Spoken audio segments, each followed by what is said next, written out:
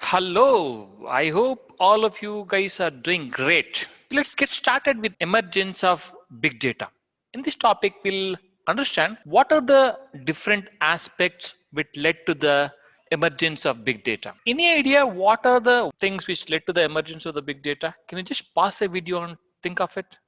I hope you got some of the things. One of the very important thing which you have already seen is torrent of data, right? With different V's.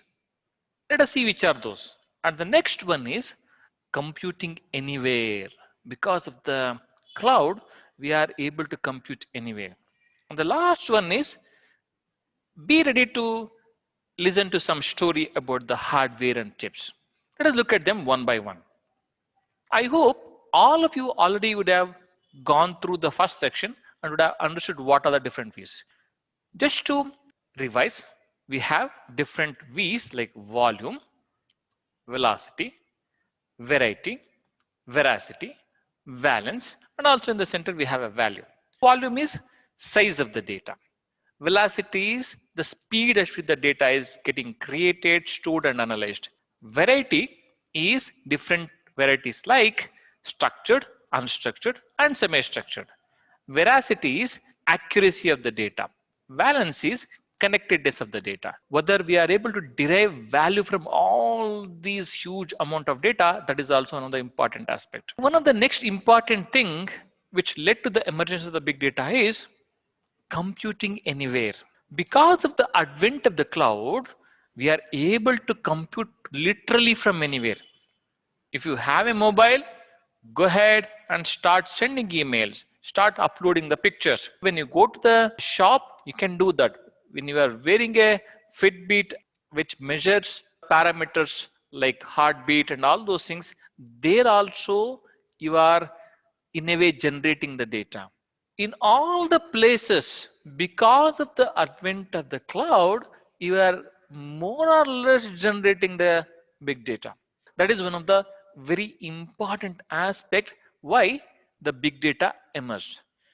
The next aspect is, if I take you back to somewhere in 1960s, when the modern day computers were just emerging. From that day onwards, from 1960s until 2005 or so, computers became faster every year. How? Through processor speed increases. New processors each year could run more instructions per each second than the previous year. Because of that, what happened? Applications also automatically became faster every year. When I say application, it may be Windows application, it may be Microsoft, it may be any application. So all those applications also became faster every year because of the improvement in the processors. Because of this, many applications were built over a period of time, and most of them were designed to run only on a single processor. Now we have an ecosystem of applications. They are developed to run only on the single processor, and they are increasing in terms of performance every year because of the improvement in the processor.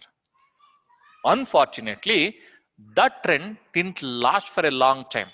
Somewhere in 2005, improvement in the hardware, especially processors, hit a hard wall.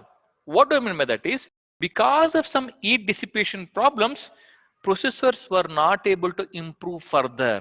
Then the trend was, everybody started switching towards adding more parallel CPUs than having only one CPU, only one processor, because they wanted to increase the speed of the application by having multiple processors. Now look at the way. So far, all of our applications are used to run on only one processor. Now there is a change where we are adding more processors to increase the speed of the overall application and overall computer. Obviously, that is where parallelism got introduced. That is one aspect. On the other hand, on the storage, what happened is, for example, let us say if you are paying almost like $1 to store 1 GB of data somewhere in 1970s, you have to shell out only maybe like 10 cents to store some 1 GB of data.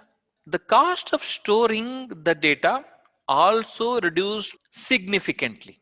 Now, we can store more amount of data, but process the data, once again, we need the more number of processors, which are running in parallel. These also, in a way, led to the advent of the big data technologies. Now, look at this. You are having a system which has to take care of talking to the multiple processors rather than only one processor. So, there is a change in the way the applications have to talk. That is where the big data technologies came into picture. Thank you.